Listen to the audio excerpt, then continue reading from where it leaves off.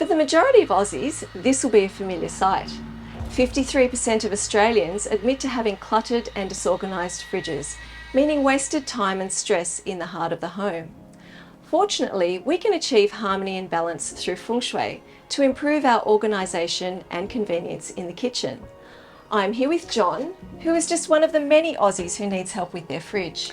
Well, Jane, I do spend a lot of time on the road on tour, so I barely even have time to think about organising my fridge.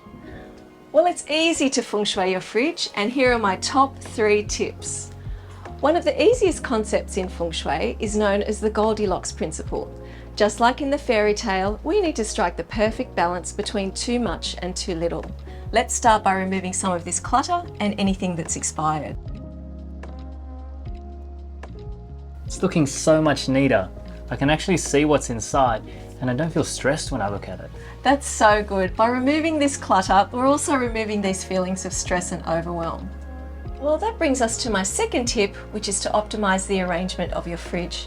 Instead of sorting by ingredients, I recommend arranging by meal, so you have everything you need in one place. A way to make this easy is by using a meal kit delivery service, like what we have here from HelloFresh.